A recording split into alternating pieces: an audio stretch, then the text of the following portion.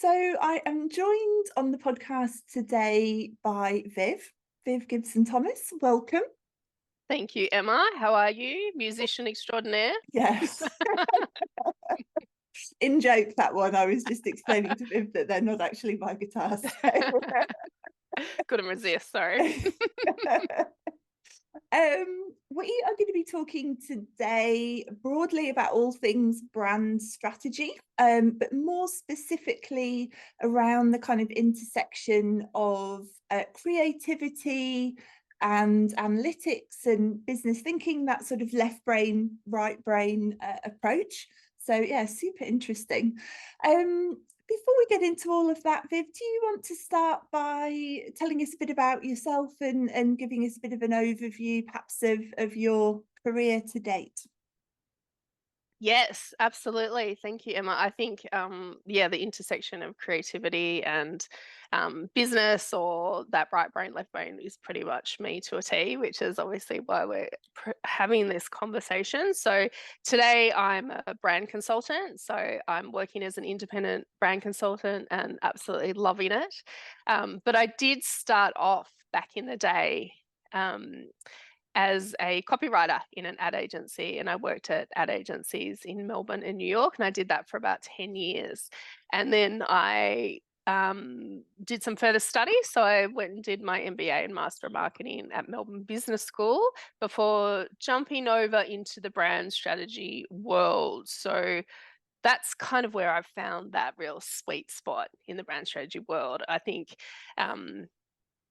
really, in terms of how I fit into that, I talk about the right brain and the left brain, and those sort of both passions of mine and interests of mine. Probably do them to varying degrees of success at different times of my life and different times of the day.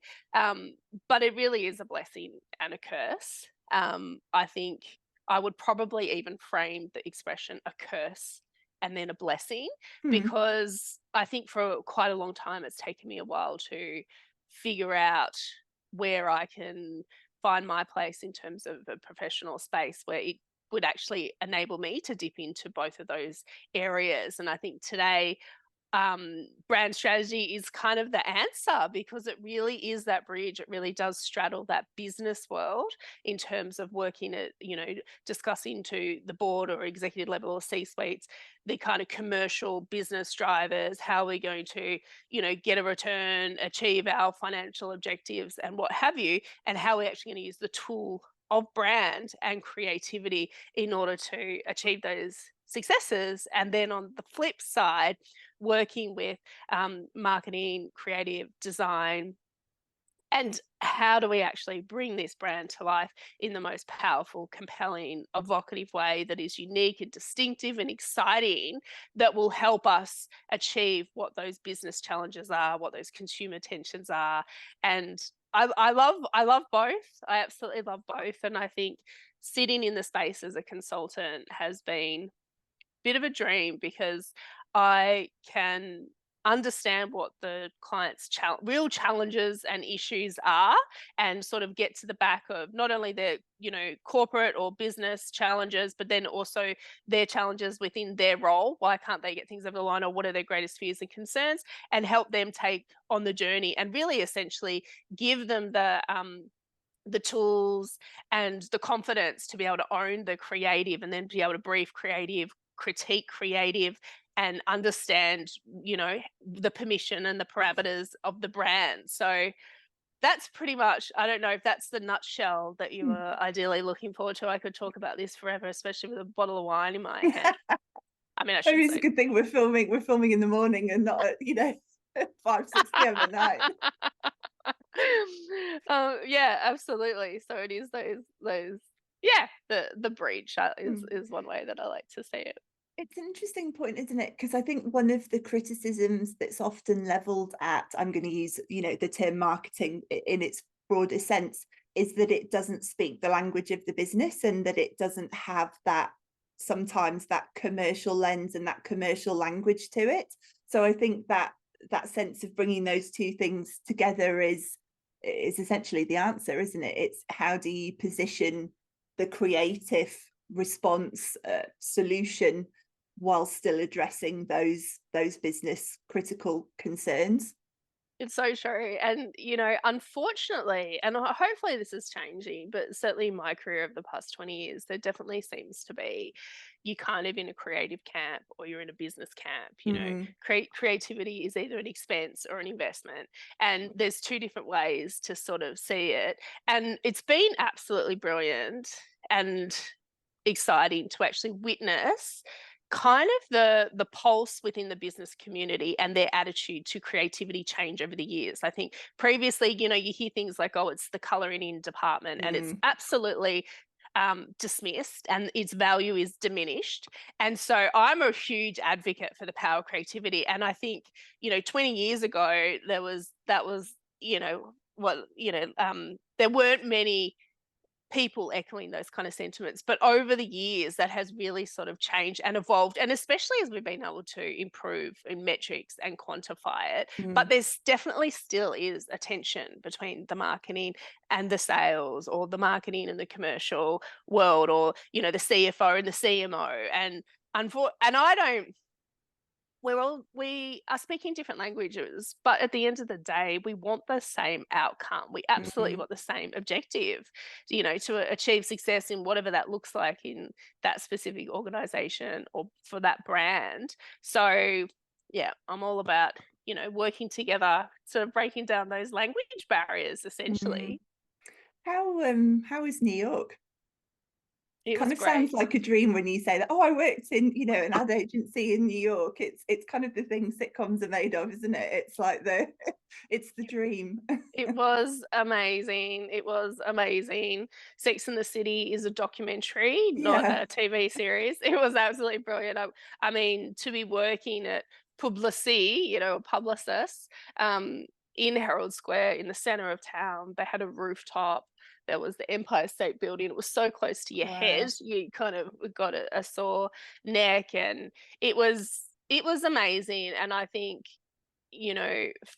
for me, I grew up in a tiny little town, and then I ended up, it's no coincidence that I ended up in one of the busiest, most hectic cities in the world, sort of going from one extreme to the other. I think I live my world in a life of opposites and extremes, and dancing from different sides of the world in this case. But yeah, New York was very interesting.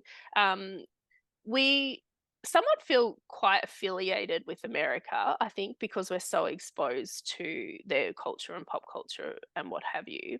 But I think there's some really extreme subtleties in Mm. terms of the way that we communicate and effectively communicate, um, which I think is really, really interesting. I think, you know, when I first went over, I couldn't believe how many VPs there were in America. And then Yes. and then guess what, Australia? Even because when I started at Ogilvy back in the day in Melbourne, it was, you're a creative. That was your title. It didn't matter if you're a writer, an art director, or a junior, or a senior, or a mid, or had heaps of, you're creative, and that was really what you did. And then when I got to America, it was like junior copywriter, all these kind of levels. Associate creative director, executive creative director, and now there's chief creative officers.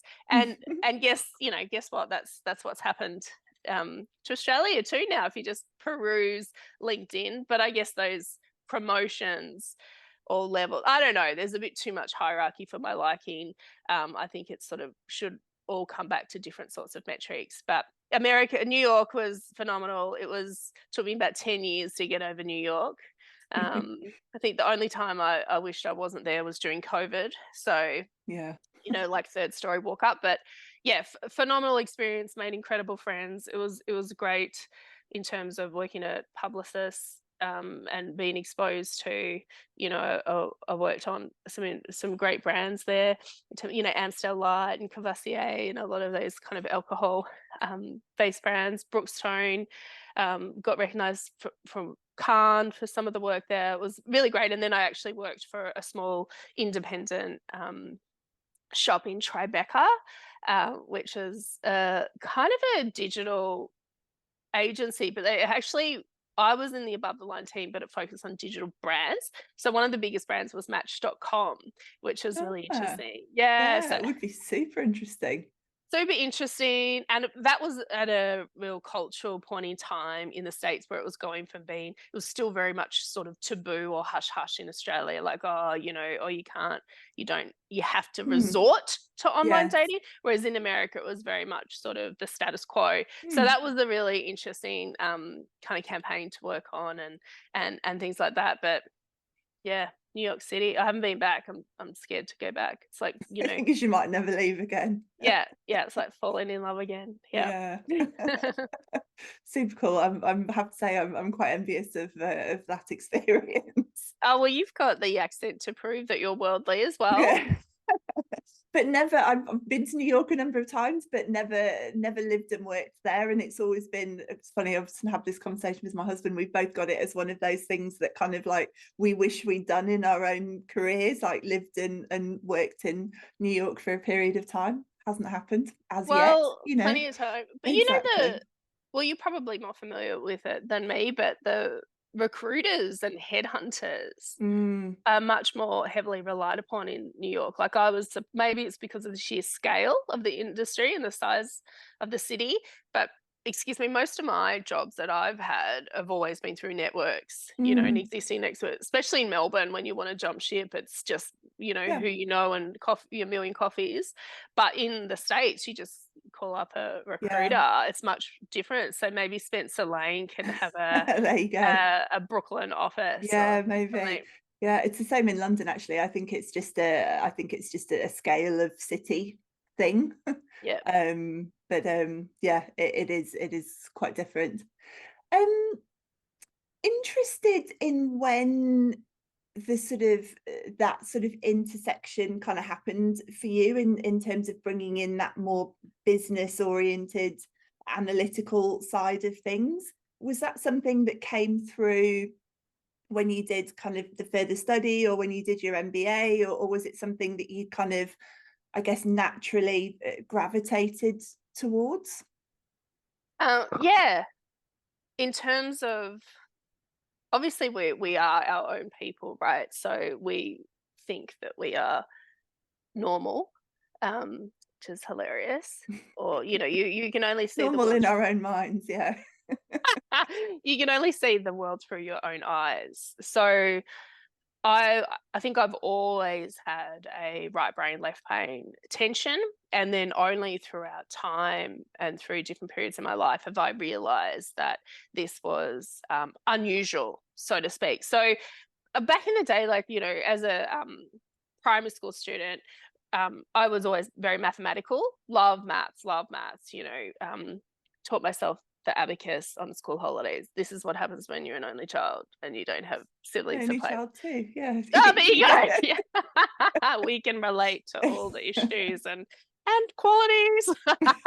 um, so I discovered that my grandmother was my mum's mum was one of the first women to graduate from a degree in mathematics at Sydney University, Cool. and yeah, very cool, very Mm, cool. And that would have been, I don't know, in the 40s before mm, or post World War II. Need to double check my stats there, but good honour. incredible. And that made a lot of sense to me because maths was very intuitive and very natural, and my processing ability it is since long gone, but I think I peaked at about 13.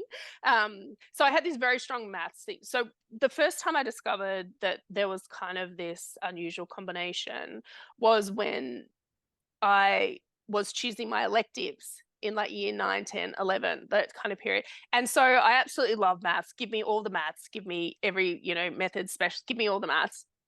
But I also liked, you know, media and design and art and screen printing and all these sorts of things. But I found that the timetable, these subjects were clashed against one Mm, another, and you had to choose between them. And this was the first moment that I sort of went, oh, this is not a normal combination. And there was a lot of pressure on me in school to do a lot more sciences because, you know, I did physics. Physics is essentially maths, and I did yeah. chemistry, but people wanted me to do biology, and I just didn't have a lot of interest in science. but I ended up doing a couple of different creative subjects as well. And then in year 12, I actually did a part-time photography course at a local TAFE to I don't know, to I guess itch the creative Yeah. side in my brain. But then also that was to help me get into creative advertising at RMIT. So it And was you definitely, knew at that stage that you wanted to do that? You knew you sort of wanted to go in that direction? there was an open day. So in year 11 and year 12, if you're good at maths and science and you come from like you're going to a state school in the country, everyone is going to push you, and everyone did push me into math science and going down that path because of the greatest job opportunities. But there was just this little flash of light of creativity and artistic expression, and it was all about original thought. And I think for me, it all came back to what I was most fascinated by was the way in which people think. That's what it was.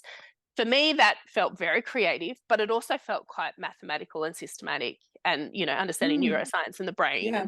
and things like that. So for me, I couldn't actually separate it, and I couldn't believe that other people could separate it, and there was these sort of fine lines.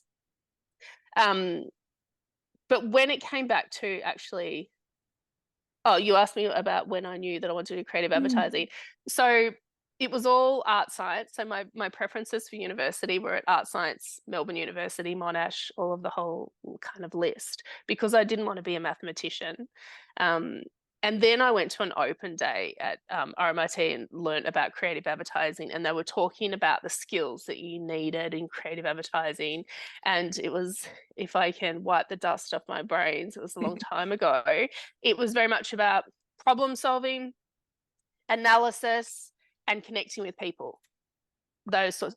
And I'm like, that is me. That is what I love. It wasn't about, can you draw a leaf perfectly? Because it wasn't about that. It was actually about, lateral thinking, about creative problem solving. So it was actually sort of big. And so those things were all fascinating to me. So it was kind of like art science was a bit of a chore, but doing creative advertising was just like the free time, like the thing that you really love. So fortunately, I was in a position where my mum, who was, very scientific, as was my dad, they both had degrees in science and met at Sydney University at university.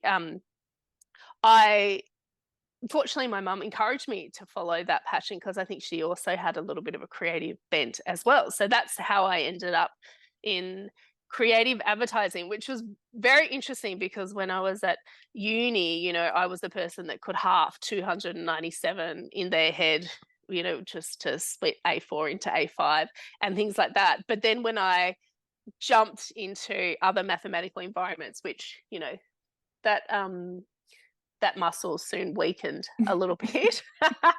But so I sort of had to choose the path. So I went to creative advertising, but unfortunately, because of the world and most of, I guess, the aggregate of human brains and the way most people, have cognition skills, it's either one or the other. So I was down this purest creative path. And so I became, creative at Ogilvy, which is all about problem solving and lateral thinking and connecting with people, which I love, love, love.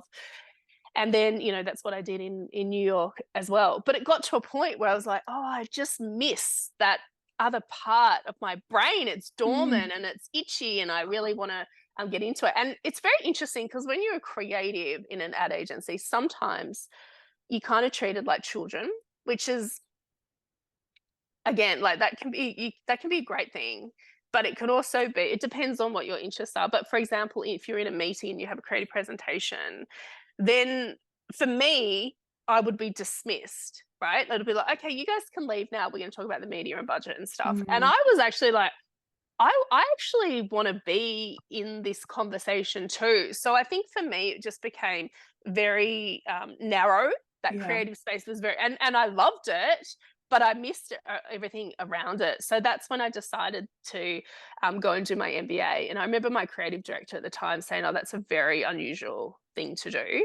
And I'm paraphrasing. But for me, I was like, well, it feels like the most incredibly natural thing for me to be doing. So I need to do it. So then I flipped and went hard and did my MBA and finance and accounting and, economics, and went really hard and on the other side, and then sort of found that balance through all the sort of branding subjects and what have you. So it was really nice because it felt true to me. And I think that's so important. You really have to trust your instincts, where your passions lie, where your skills lie, in order to sort of find your true sweet spot in life. So hopefully that's answered your question. I feel like I've Yeah. been a little bit long-winded. No, it's super interesting, and I think there's so many parts to that. I think, and I've said it many times before to people that listen regularly. I think it's such a shame that, I'm not sure that's the right word, but you sort of get to that point in school, and you kind of have to decide essentially what you think you want to do for the rest of your life, and somehow you're meant to magically know what that is. And I think for the vast majority of people, they don't magically know what that is, and can end up doing 5-10 years of something that they're not remotely interested in, because that's what their parents wanted them to do, or that's what they feel they should do, or whatever it might be. The thing And oh, sorry, I don't mean to cut you off, but No, no. I'm just agreeing with you, because it's also, as a 16, 17-year-old in year 12, what exposure have you Yeah. had to professions? Like, unless you want to be a doctor, a firefighter, or a school teacher, how do you know what you want to be, or what your parents are? Yeah, absolutely. And I think I really liked the example you gave when, I think you said you went to the open day and they were talking about the creative arts, and instead of talking about job titles, they talked about what the actual skills are. And I think that's so key. And it's a conversation that I often have with people when they're sort of thinking, or talking about maybe changing roles, and they're not quite sure, and what would that actually look like, and what job title, and that's what I often try and do, is kind of take it, don't focus on the job title, focus on the tasks. What do you actually want to spend your time doing? Build that, and then work out what job that is, and where that might fit. And That's actually it's brilliant. much more helpful, and maybe, obviously it's a long time since I've been in school, and I don't have kids, so I don't know how it's done now. Maybe they do that, but intuitively to me it seems like that would be a more helpful approach. 100%. It's got to be all about those skills and transferable Mm, skills. And and you hear too, like, all the hot skills at the moment, being comfortable with ambiguity, and being a problem solver, and being able to think, and in yeah like, it's all those sorts of skills can be applicable to so many different roles, and to different jobs. I think that's spot on. And to your point too, Emma, that I've heard you make previously, is that job titles can be very different in oh, different totally. companies, Yeah. different. And even as a brand strategist, like, there is currently no formal education for brand strategy specifically. So, I mean, I know myself, when I'm recruiting for brand strategists and I'm interviewing people, you get brand strategists that come from ad agency land that are essentially planners. So they're very comms oriented, they're very tactical, which is brilliant, but that's quite specific. Then you'll get a brand strategist that comes from a research background, or kind of heavy kind of quant and data and analytics, Mm, and that's very different. And then you'll sort of get someone like myself that's kind of gone through a different kind of pathway. So it's very interesting, even then, in terms of understanding its skills and strengths and the value that you offer. And for me, it's always comes back to, the way that you think. I love that. I love yeah. the way different brains work. Yeah. That kind of leads into what what on the surface is a very simple question, but I appreciate there's a much more complex answer behind it. But what to you is brand strategy? What does it mean? Yes, you could. There's so many different ways to define this, where, whether you go, well, I mean, you've got the, you know, Sharp versus Britson versus Acre. Like, you can go to so many different definitions. But for me, it all comes back, I think, of brand strategy as a compass. That's all it is. It's actually, where are we going, and what are we trying to achieve and how will we get there? And for me, the reason that I like it as the North Star, as the compass, is because a strong brand strategy should get the whole team together. Everyone should be able to understand it, and then everyone should be able to act on it. And the reason that I like it as a compass is it's because it's a decision-making tool.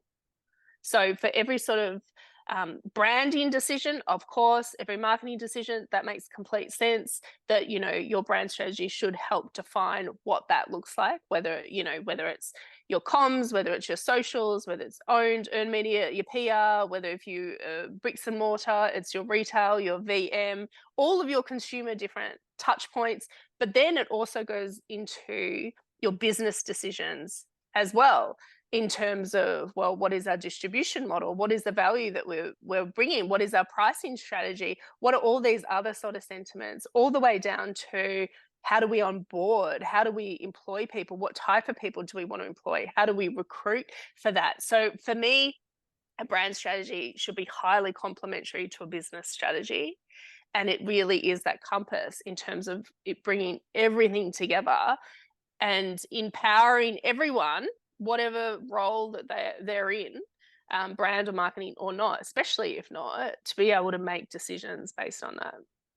Do you think that's sometimes where companies go wrong? That they, because on the face of it, that's quite a simple definition. I appreciate there's a lot of complexity underneath it, but it's a simple definition. And is that potentially where companies go wrong, that they try to overcomplicate it and then people either don't understand it, they don't implement it, and the whole thing just unravels? Yes, I think you're sort of hitting the head on something which I think is absolutely imperative, and that is implementation.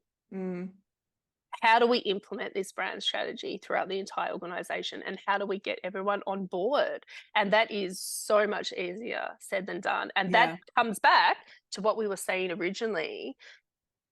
Marketing branding can't work in a silo within an organization. You have to get your CFO, you have to get CEO. Everyone has to buy into it and understand the value of it. But in order to do that, you have to convince or Mm, persuade or sell and use the language of the people around you to demonstrate its merit and its worth. But I think you've totally nailed it. It is about implementation. And it's 2023, so brand strategy in terms of a formal sense is, although it's, you know, as old as an organization and a vision is, in terms of its formal recruitment career purposes, it's still relatively new. You know, it's like mm, planning was only around like 20 years ago. It would have sat with a marketer within a company, but as a brand strategy consultant, that hasn't been around for a long time, maybe 10, 15 years in Australia. And it's so interesting because what I'm seeing now is initially what clients wanted was brand articulation. How do we articulate our brand? How do we define it? How do we capture what we are in essence so that we know what we stand for? Brilliant. That was great. Now, what's happening 5 years, 10 years later is exactly to your point, Emma. There might be clients that have gone through this process once or twice before, maybe from different organizations. They've seen the value of the brand strategy, but it hasn't been implemented well, mm, is for whatever reason. So then you see a lot of the clients coming through talking about implementation.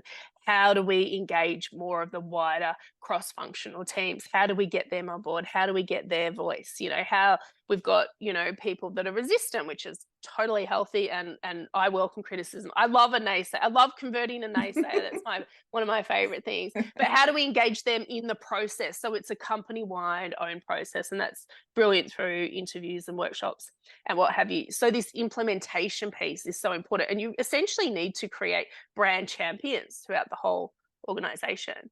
And then I think where it's moving to in sort of the last couple of years, and it's sort of now it's starting to fragment, that, you know, everyone's done the mini MBA by Ritson online or what have you, so they think that, and they do understand it much more in a much more sophisticated way. So clients are sort of have a much more in-depth understanding of that brand. But you see a lot of brand architecture projects now is actually, how do we make sure that or if you do have more than one brand, how are they working effectively together without cannibalization, or to make sure that that brand equity is transferred effectively but enables us to capture different sections of the market, or we've got 12 different brands because every time we have a program, we've, you know, it almost gives it great gravitas if it has a brand, but we're not being consumer orientated. So I think to your point, implementation is a huge consideration, and you really need to have some great people within the organization on board and really to work together and to develop that right methodology. I mean, you see, you know, when there was examples of any kind of government brand identity, right? And and whether it's good or bad is you know, at the eye of the beholder. But Separate point. We'll leave that one to the side. Yeah. but you look at all the press around it. This costs $500,000, and you're like, people are like, WTF? Look at this logo on a page. Why did that cost $500,000? The reason it cost $500,000 is not because that the design and creative didn't cost $500,000.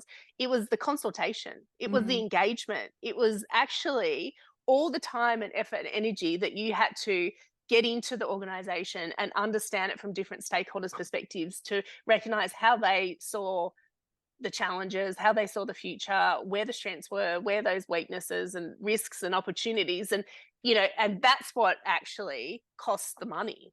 Yeah. What it's, and I appreciate it might be hard to answer this question without talking about kind of specific brands, which you may not want to do, but are there ones that you look at and you just think it's so bad? How did it happen? I mean, there must be. And Yes. are there kind of common themes within that of why you think that happened? Yes. You know what? I think for the purpose of being diplomatic, I'm going to use a non-industry example. Have a look. Sex and the City, right? I don't know why this is the topic of today. What's the season now? And Just Like That, the next season, right? I don't know, and forgive me, you know, Sex and the City, absolute phenomenal, cutting edge cult drama that embodied the you know, the culture and the zeitgeist of the 90s and the noughts like no one had ever before. So you're like, oh, and Just Like That's going to do that again. In my opinion, it absolutely bombed because they ruined it.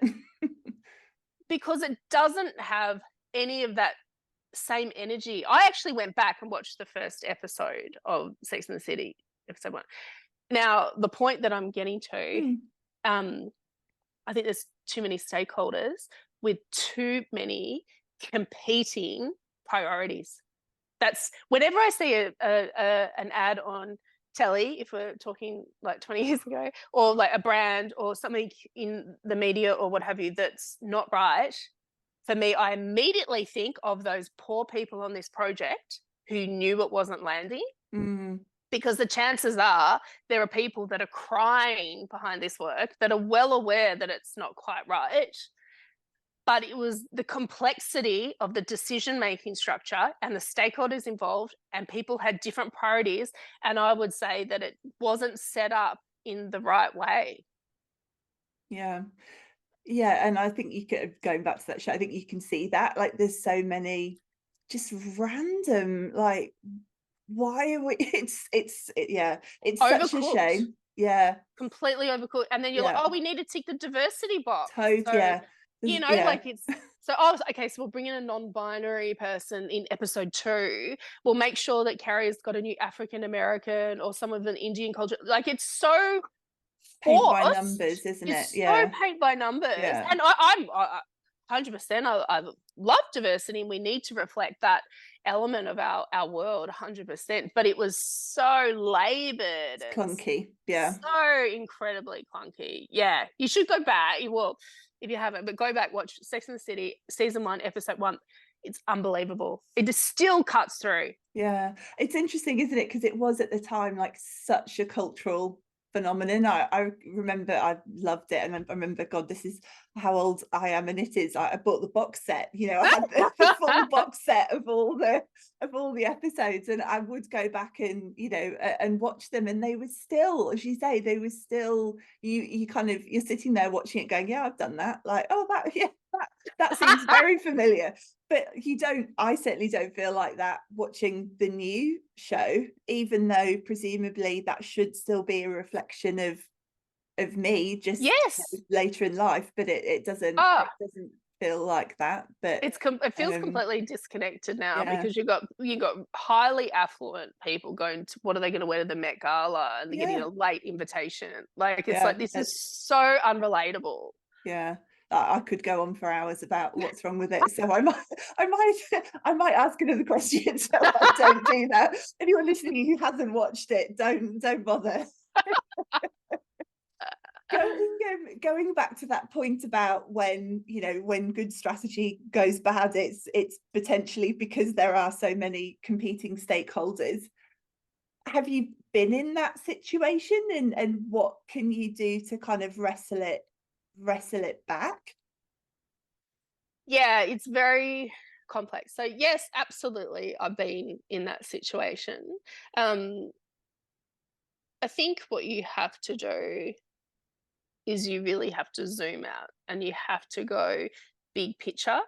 I think if you feel like it's completely going off course, and for whatever reason, the output isn't right, I think it's, classic stop and think scenario, where you have to pause, pull all the right stakeholders in the room. If you've got existing relationships within the client, especially at a senior level, get them in the most diplomatic way possible, so that no one's being scolded. Work together, work together. And I would just bring it back to big picture, and sort of, this is what we're identifying. Go back to, the 4 C's. These are the category trends. These are the customer insights. These are our core competencies or points of differentiation. This is the competitive landscape. We know these are our challenges. This is where we need to go. Think where we, and just in a really constructive way, because you're brand strategist, but you're a brand strategy consultant, right? So the brand strategy is actually the easy part. It's actually the consulting. And if your client doesn't get it, then that's, to a certain extent, on you. You have to take them on the journey. I mean, I've had scenarios where I've had young strategists, and they sort of go, "Oh, I know the answer in week one," and what have you. And I'm like, "Okay, great, that's no problem." I said, "Well, first of all, it may not be the answer. I mean, it might be, and that's excellent that you can forecast that, because you're an expertise in, have expertise in this area.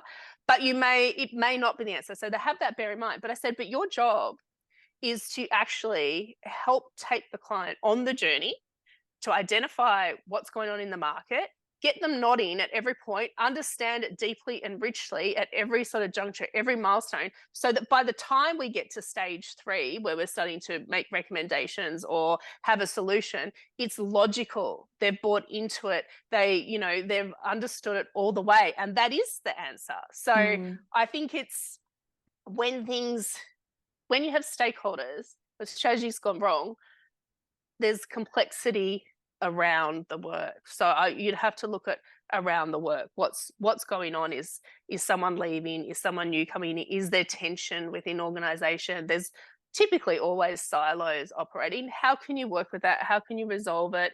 And use strategy as a tool to actually unite stakeholders within the organization. What I was going to say, what currently, it doesn't actually have to be current, but what brands do you sort of look at and think they've nailed it? Which ones kind of really stand out for you, and why? Um, it's a good question.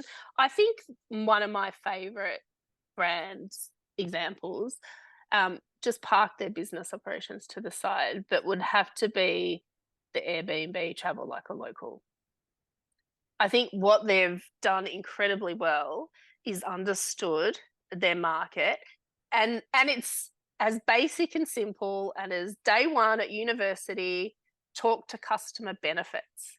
Mm. And it's alarming how hard that is to do and how unusual it is. So actually traveling like a local, you get it immediately. It's hugely beneficial from a customer perspective.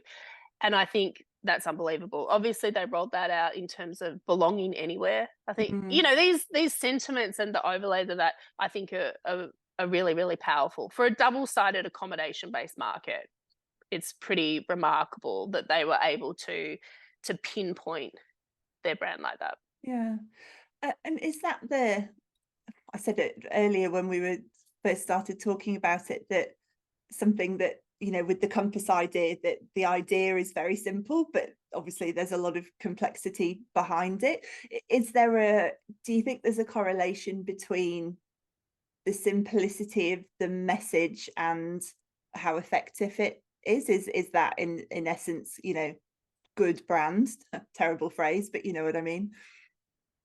100%. I think if you say your brand strategy and it's immediately forgettable, the chances of it working are very slim. Mm. So I always say that it needs to be simple but sophisticated. So it needs to be a simple thought, hopefully short. So like Airbnb travel like a local Yeah. is tight. It's easy to remember. Like you hear that, Yeah. if you're if you remember it, You can, right? and you can picture it as well, like it's very emotive. Yeah. It's very emotive. So it's simple, but simple is not dumbed down or straightforward or one-dimensional. So Mm. I say simple and sophisticated. Ideally, you want simple, sophisticated, and sticky. So simple, easy to say, easy to remember. Sophisticated, there's layers to it. It enables you to have a conversation about what those, customer pain points are, or the biggest challenges around traveling, or whatever that might be, which obviously is that you just see the same touristy crap. And Mm. unless you don't have a friend there, you never really know, and things like that. And then stickiness is literally just, will it stick? Will we be able to remember this? Because if you can't remember it, it's going to be a very difficult tool. It's not going to be top of mind when you go to make those decisions. Do you have, and this might be a slightly odd way to phrase it, but do you have a like a favorite type of problem that you like to solve? Like if the phone Yes. was going to ring and it's a new client and they're like, this is my problem, like what do you ideally want them to say? My favorite problem to solve is when usually they're an awesome organization. They're doing incredible work on the ground. Maybe they're a startup and they're about 8, 9, 10 years old, because that tends to be the point of when they get to a point where go, okay, I think we need to redefine our brand or really nail this with a brand to market. They've got a lot of value to offer. It's really exciting, but their brand is rubbish. So it just doesn't reflect the value that they're offering. So my favorite type of job, and I'm very open and honest this to my clients, you are the business experts. You have the expertise in your business and you're doing an incredible job. We're bringing the expertise from a brand level. So it's an absolute privilege to be able to go, okay, I'm going to take these gold nuggets and bring them to the surface and articulate it in a way that does justice to your organization. That's cool. I like that. How you mentioned that kind of, I can't remember how we phrased it, but that sort of almost like education piece in terms of the C-suite, and whether it's maybe CEO or often a CFO, because they're, how much is this going to cost? Rah, rah, rah. How do you set about influencing those people? You mentioned, the naysayer, and you love to love to have a naysayer and kind of change their mind. What does that process look like? I think 2 things is you have to engage them at the right time and you have to speak their language. So in terms of engagement, you really can't just go to them with a solution. Usually these people are very intelligent, especially C-suite. I find C-suite the easiest level to sell at, because you're talking to typically highly educated, intelligent people who are quick. And if you put a strong case forward, they see merit in it and they understand it. But you have to speak their language. I have a running joke with everyone I work with. There's brand positioning, brand pillars, brand purpose, vision, mission. I call it brand bananas. It Yeah. doesn't, right? It doesn't matter what it's called. It doesn't matter what, I mean, it's helpful for us to sort of go through the process and to sort of break it down and what have you. Don't They take don't care though. No. don't take your brand bananas into a C-suite, Yeah. because you're in an echo chamber. You're just talking to yourself, and people will tune out because it's not the language of a C-suite business. Mm. So you must speak that language. So that's what I say. And I think you need to, I find, and I always encourage, if we need board approval or executive leadership team approval or C-suite or whatever that might be, we need to have an engagement point either early or mid, where we go in and we ask questions. Open book. What are the big problems? What's the worst thing that we could do? What is success like? All the sorts of typical things. Unbelievable. You get so much incredible intel. They've also bought in on the project, and they usually have things to say that other people in the organization don't. Then later on, you will go in with your recommendation, and by doing your due diligence, it should absolutely be in response to all of the issues that you've uncovered, in addition to all of the sort of watch outs that they've given you a heads up to. So it shouldn't be any surprise. It's always too collaborative.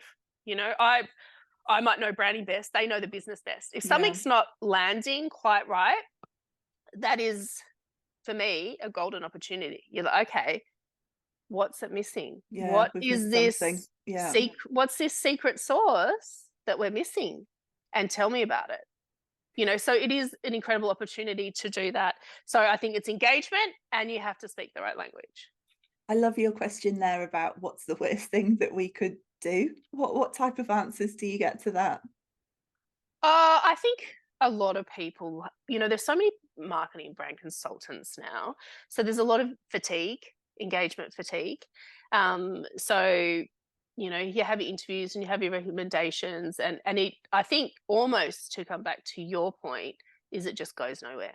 It either isn't actionable, or it doesn't hit the nail on the head. That's why I like, my final presentation is never like, here's a final presentation, thank you very much, goodbye, do my TED talk and I'm off. It's actually collaborative. Does this resonate? Have we nailed it? Because you're so close, you can't abort mission there, and you need people to sort of step up and take ownership and, do it. It's together. It's a collaborative thing. There's the right-hand side of the brain, the left-hand side of the brain. We need to work together. It's not about being separate. So usually it's implementation is a big one, or they'll give you great gems of like, you sound like the competitor, or you focus on this element, which is not true, because we're actually evolving our digital processes in the next 3 years. And you're like, whoa, okay, that's good to know.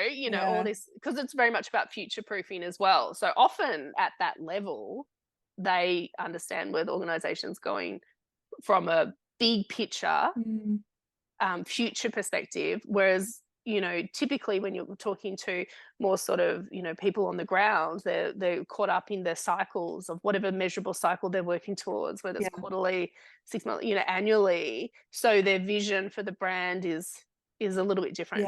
It's great getting the diverse perspectives. It's such an interesting question, and I think instinctively we probably, and I'm sure I do it as well when I'm interviewing people, that you instinctively shy away from the negative question, but actually there's so much gold in there.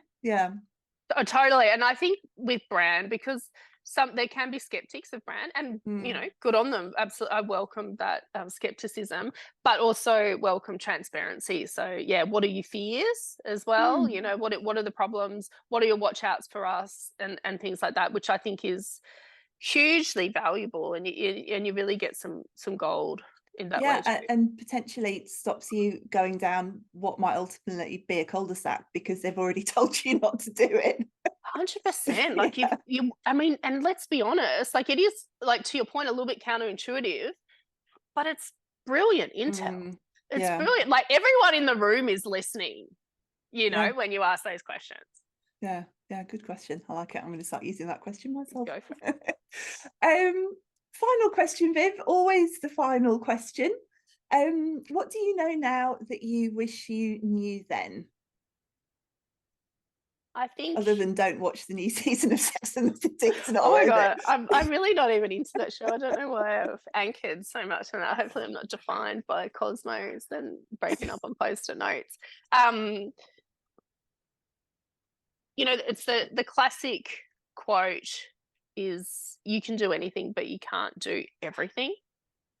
Mm. So if you're in your 20s, pay attention to the things that you love to do the most. Or I've heard a professor when I did my MBA at Melbourne Business School say, if you see someone else's work and you get that feeling of jealousy, pay attention, because that is your instinct telling you there's something about that is hugely attractive. So I think it's about understanding you can't do everything, but you can do things. And when you find that, put your radars up to where you're finding it, and then just go hard in that direction. Get to know, and you can do it. Anyone can do it. Just be determined and make that your mission. Love it. Thank you. Thanks, Viv. So awesome. Yeah, I really enjoyed that. So interesting. And yeah, so many little nuggets in there. It's been a pleasure. Thank you so much, Emma. Thank you.